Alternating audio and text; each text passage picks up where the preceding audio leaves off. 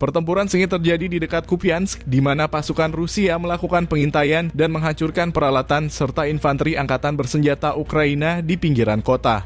Mereka juga melacak dan menyerang peralatan militer dan pejuang Ukraina di gedung-gedung dan sabuk hutan di wilayah Kharkiv. Informasi ini diperoleh dari sumber di Telegram RV Fonkor.